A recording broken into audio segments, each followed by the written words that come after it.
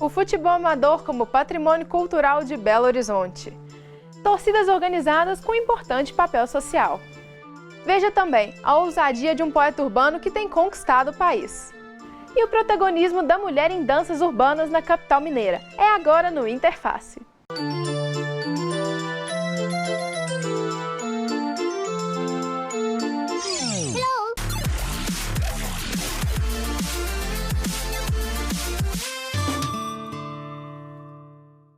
Mulheres torcendo pelos companheiros em partidas de futebol nos estádios brasileiros. Esse foi o pontapé que deu início às torcidas organizadas, que ganharam mais expressão a partir da década de 40. Com o passar dos anos, o que era para ser organizado ganhou contornos violentos, que passaram a ser o protagonismo das torcidas. Mas a junção do futebol com ações sociais resgata um outro lado dos torcedores que pouca gente conhece. Torcidas organizadas são grupos que se reúnem para acompanharem os times nos estádios. Só que há muito tempo, o desejo de torcer tem extrapolado o simples apoio às bandeiras dos clubes.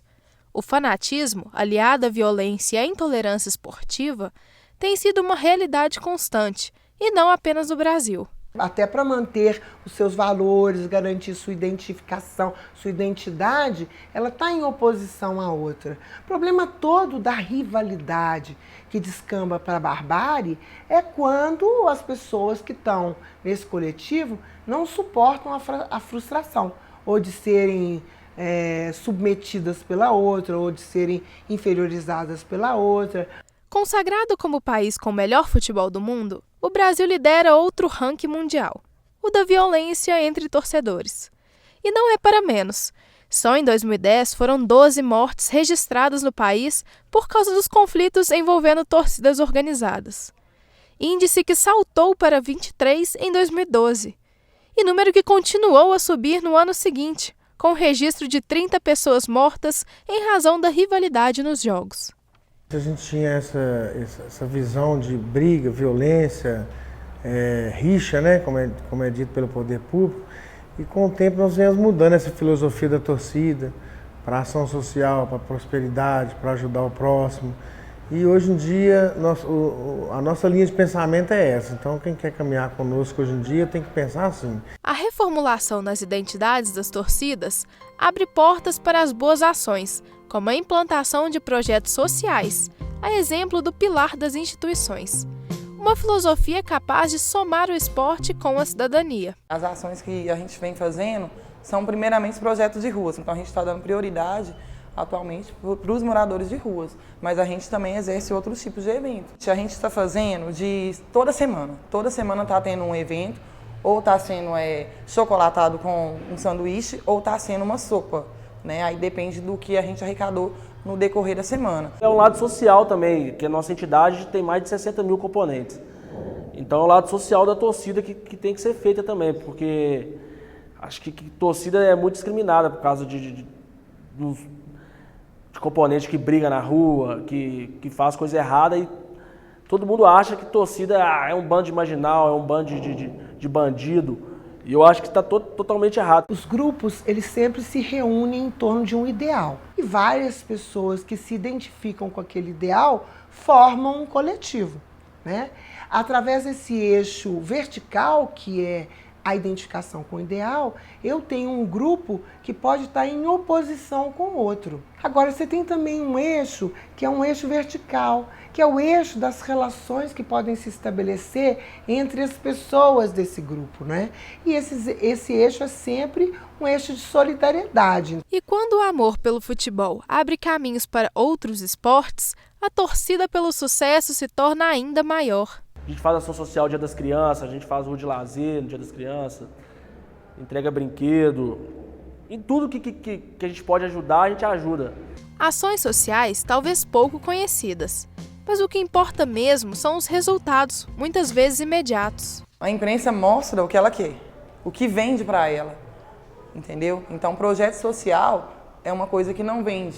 O retorno vem no dia a dia, né? Eu acho que tanto no pessoal de cada um que ajuda, e também o retorno que a gente tem é as pessoas elogiar a própria torcida, porque a Mafia Azul hoje em dia vive um momento que que é elogiada até mesmo por torcedores rivais. Tem gente que começou aqui na torcida, que você falava, nossa, esse menino aí vai dar problema.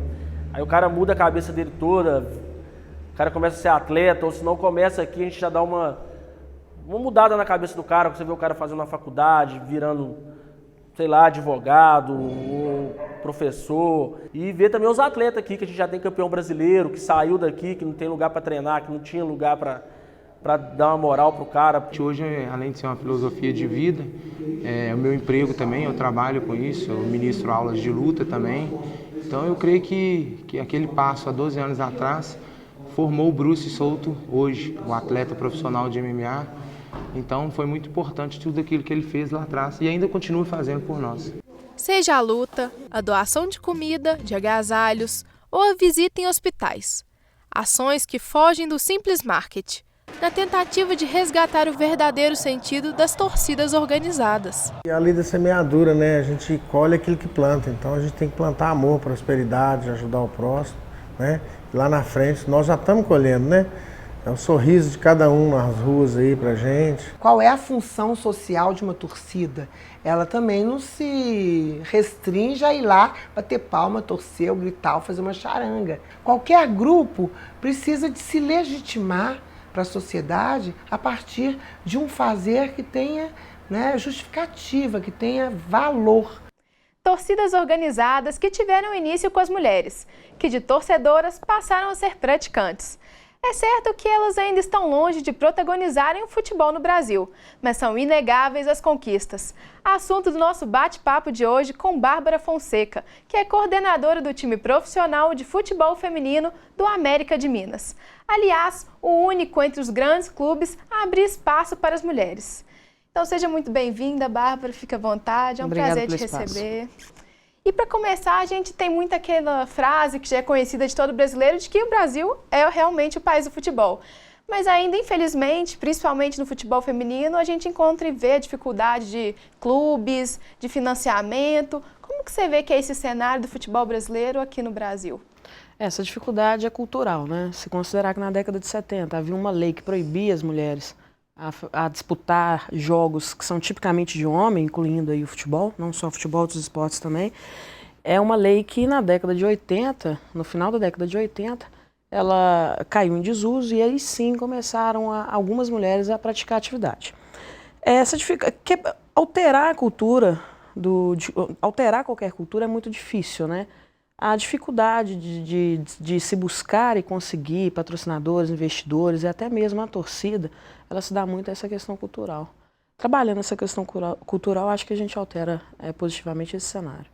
Você falou aí da proibição, né, de antigamente, mas assim, hoje a gente tem muitas conquistas, mas querendo ou não, ainda é bem machista. O futebol feminino não é visto muito com os bons olhos ainda, infelizmente. E aí a gente pode dizer, então, que elas sofrem que tipo de preconceitos ainda hoje em dia, de forma de sexismo que ainda, infelizmente, tem? A comparação a comparação ao homossexualismo é a coisa mais latente que existe no cenário esportivo, né? A mulher que pratica futebol, ela é homossexual. Isso, para mim, está em primeiro lugar no tipo de preconceito, nos preconceitos que as atletas sofrem. O segundo é realmente essa questão de que é um esporte feito para homem, né? Fisiologicamente, o esporte realmente exige muito, mas já há comprovações de que o corpo feminino consegue se adequar à modalidade. Obviamente que o esporte praticado por homem, o futebol praticado por homem, ele tem que ser visto de uma maneira e o feminino de outra maneira. A grande dificuldade talvez é essa comparação também, achando que tática e tecnicamente o jogo masculino e feminino eles têm que se equiparar. Não tem, fisiologicamente somos diferentes, mas já está aí mais que certo que as mulheres também conseguem fazer um belo espetáculo. Mas também tem as muitas conquistas, né? Tem acompanhado, assim, na sua experiência, você tem visto uma mudança, assim, positiva? Sim. No início de 2015, em abril de 2015, a Dilma sancionou uma lei, a lei do Profut, onde as equipes, né, que disputam Série A e Série B, masculino, obviamente, devem à União e para aderirem a esse parcelamento eles têm que cumprir determinados critérios estipulados nessa lei. Um dos critérios é o investimento mínimo no futebol feminino. Certamente essa lei, quando sancionada, ela alterou esse cenário positivamente. Ainda não há uma data limite para que todos os times de camisa iniciem com equipes femininas. Mas a gente já vê, por exemplo, o Corinthians, o Santos retornando com a equipe feminina, o Flamengo, que são times de camisa. Temos aí o Santa Cruz, que vai ser a primeira equipe de camisa do Nordeste. Aqui em Minas, primeiro foi o América. Então o cenário é favorável e isso é uma das conquistas, né? Se a gente tratar de CBF, de seleção, a gente teve uma conquista também, que foi o início da seleção permanente, que foi quando a CBF falou assim, não, vamos escolher aqui número X de atletas, vamos deixar essas atletas sendo custeadas com investimento da CBF para montar aí a seleção permanente, e a gente viu uma melhora aí técnica e tática, principalmente nas Olimpíadas. E ainda dentro desse cenário das Olimpíadas, né, que está tão recente, a jogadora Marta foi assim, virou um sucesso, um ídolo, seja de homens, seja de mulheres. E você acha que essa figura de uma mulher, sendo um ícone brasileiro, mesmo que por determinado tempo, assim, pode influenciar nas futuras gerações? Pode ser uma figura que dure na nossa mídia, no nosso cenário? Você acha que isso é positivo? Eu, assim, analisando como gestora do futebol feminino, eu acho que esse endeusamento à Marta acaba prejudicando um todo quanto seleção. Eu acho que muita responsabilidade em cima de um atleta só. Como a gente pode ver no universo do futebol masculino também, isso acontece, né?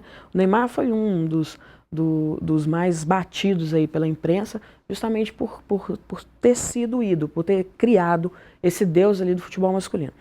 Enquanto seleção, eu acho que isso é negativo. Enquanto captação de patrocinador, de imprensa, de mídia, de público, eu acho super interessante. Eu acho que tem que ter, sim, essa pessoa que vai ser sempre ali o foco da modalidade para atrair esse universo que qualquer modalidade esportiva precisa, né, para sobreviver. Pensando aqui em Minas, assim, ainda mais com a América, né, representante aqui de Minas, que está mais no seu quintal, assim, que você pode opinar, você acha que as expectativas são boas? Já que, afinal, Minas Gerais foi palco de um dos jogos, né, Belo Horizonte encheu a casa, as expectativas são boas? A expectativa é a melhor possível. Muito também ligado à questão da seleção, das Olimpíadas, da demonstração de que o público se interessa pelo futebol feminino, né? Batemos o recorde de público no Mineirão e no Maracanã também não foi diferente. Superamos o número de torcedores, foi acima da final, né, que valia ouro da seleção masculina. Então, realmente, a gente mostra para todos, para quem a gente precisa que entre nesse universo, de que há, sim, um público interessado em ver um futebol feminino bem praticado. Bom, então é isso, Bárbara. A gente agradece a sua presença, foi um prazer te receber aqui. Eu que agradeço, a América agradece a participação, a oportunidade de falar um pouco aqui do nosso trabalho. Obrigada. Nós vamos para um rápido intervalo, mas na volta tem mais futebol no Interface.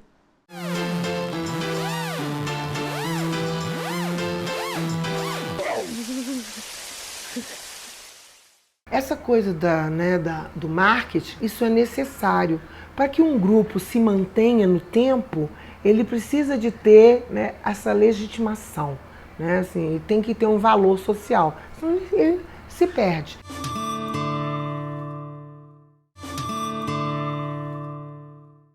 Como diz a música do Skank Nando Reis, que coisa linda, é uma partida de futebol. Esporte que vai além da bola, da trave e das chuteiras. Ele está nas expressões, costumes, rotina e, claro, na identidade do brasileiro. Não é à toa que foi declarado Patrimônio Cultural de BH. Aqui você desenvolve melhor, né, seu futebol, você aprende a melhor as coisas, o toque, o drible, a física, você melhora tudo aqui. Você aprende a ter disciplina, o horário certo de chegar. A importância ajuda os meninos, né? Para não entrar no mundo errado, fazer coisa errada, né? Brasil, país do futebol. E não apenas pelos feitos da seleção pentacampeã do mundo. Por aqui, a corrida pela bola começa cedo, fazendo de simples espaços campos de disputa para o futebol amador. É uma prática esportiva muito popular. A gente vê que a predominância dela e a permanência dela se dá nos bairros que têm um traço mais popular, especialmente nos que estão situados nas regiões mais periféricas da cidade. O futebol amador em Belo Horizonte sobrevive de teimosia dos seus dirigentes. Teimosia esta que ignora a rivalidade para colocar no mesmo time oportunidades que mudam vidas, sobretudo nas comunidades carentes. Projeto. Não está no sinal. não está dando trabalho em casa, ter disciplina na escola, lembrar que o professor é que está dando a base para eles. Dentro disso, eu tento fazer o que o mude daqui 20 anos eu encontrar com um menino desses daí, ele está pelo menos trabalhando. Falar, pô, eu lembro de você, é isso que eu quero para os meninos. Eu não penso na ideia do futuro, os campeões, eu penso no futuro campeões da vida. E é do improviso, da vontade de conquistar resultados para além de troféus, que sobrevivem muitos times na capital. O Santa Cruz sobrevive à custa de seus diretores, seus dirigentes e com promoções que é feita para custear as despesas no Campeonato Mineiro, sub-15 e sub-17 que o Santa Cruz está disputando. Você tem ideia, sem recurso financeiro, é o 3º ano consecutivo que a gente vai na Espanha e em Portugal. Fica lá 21 dias. É o 3º ano consecutivo. As crianças para poder conhecer. As crianças que não têm, os pais pagam passagem. Os que não têm, que são pobres, são da comunidade aqui, que não tem mínimo de recurso, a gente consegue doações. Uma realidade que pode ganhar novos rumos com o projeto Inventário do Futebol Amador em Belo Horizonte, desenvolvido pela Prefeitura.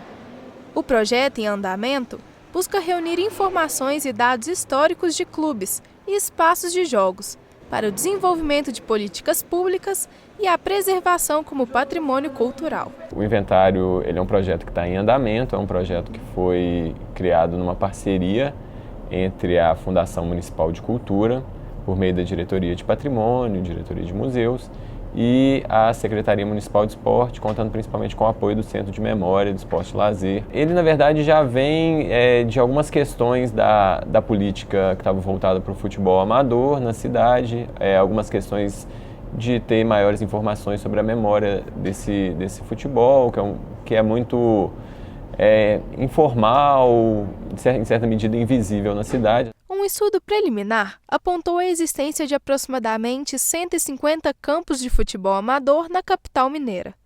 Inicialmente estão sendo abordados os campos e as entidades mais antigas, que se formaram há mais de 50 anos.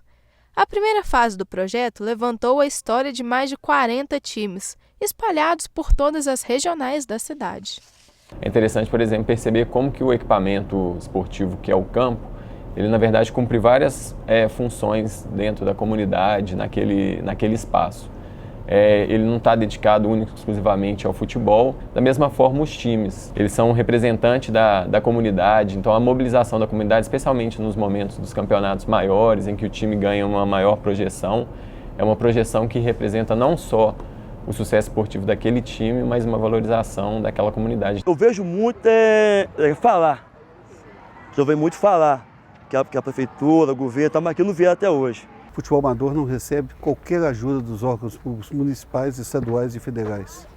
A dificuldade de todo clube para sobreviver é muito grande. A gente aqui, eu já vi tanta criança abandonar as drogas, exercendo o seu direito de lazer no futebol, acaba virando homens. Então a gente, além de criar equipes de futebol de alta competição, a gente disputa o Campeonato Mineiro, infantil, juvenil, júnior, feminino, amador, sênior, a gente disputa todas as competições. A gente consegue, com esse trabalho, tirar muitas crianças das drogas, dos maus caminhos. Uma certa lixeira me disse que toda vez que eu me livro, abro páginas de mim. Abrindo, ou talvez escrevendo páginas. Essa lixeira foi só um dos suportes utilizados por um poeta, um tanto ousado. A mistura da vida marginal com o romantismo já se estendeu por várias regiões do país.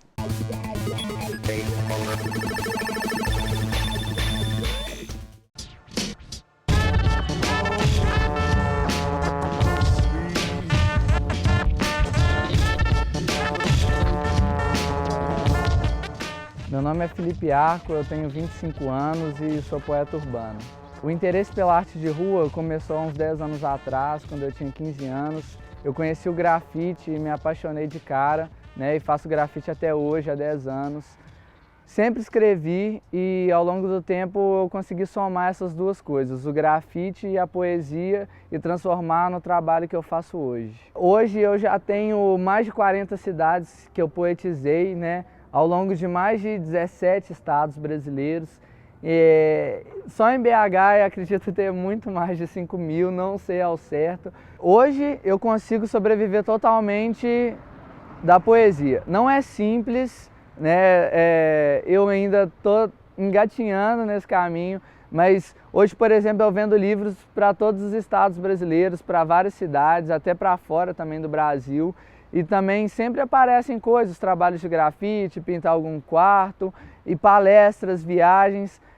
Sempre na hora que eu mais preciso, aparece. Muita gente vê como ousadia tudo que eu faço, mas para mim é natural, eu simplesmente vou lá e faço, né? Eu entendo que isso liberta, que isso salva vidas, e cada poema, cada intervenção, eu vejo como ali um resgate de uma pessoa. As pessoas, elas me procuram, elas mandam mensagens, agradecem, são casamentos salvos, são relações reestabelecidas, são pessoas que desistiram de se matar, são pessoas que superaram perdas. Existe também as pessoas que não gostam, né? Não são a maioria, mas existem sim as que reclamam, falam que é depredação, pessoas que às vezes não estão ligadas tanto na questão sentimental, mas sim na questão estética, né? Eu uso as ruas porque eu consigo atingir diferentes pessoas, né? E a rua é um ambiente democrático e as pessoas, elas têm a sensação de que elas estão em um grande livro. Elas não precisam acessar um livro, né? Porque hoje nem todas as pessoas, elas têm esse interesse e nem todas as pessoas, elas têm esse acesso. Então elas se sentem como se elas estivessem dentro de um capítulo de um livro. Eu tenho um foco na vida que é marcar a história. Eu quero ter meu nome na história, assim, como uma pessoa que revolucionou vidas, como uma pessoa que fez a diferença na vida de outros seres humanos. Eu acho que a arte de rua, ela foi negligenciada por anos, mas que daqui a um tempo as pessoas possam ver e perceber o quanto que isso ajudou na formação delas. Assim, eu acho isso o mais importante.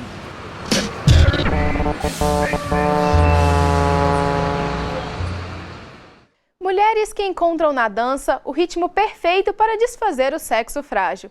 Coreografias que somam estilos, histórias e mostra a força feminina onde quer que ela vá. Essa é a lição que fica de um projeto que empodera as mulheres nas danças urbanas em Belo Horizonte.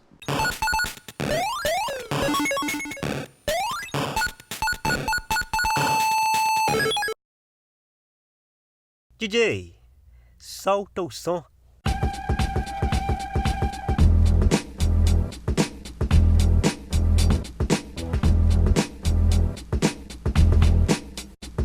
É no batido de um ritmo histórico de pouco mais de 40 anos que esses pés trazem para a coreografia a realidade que não é só do morro, é do urbano, é do povo, que começou nos Estados Unidos, mas ganhou ginga brasileira.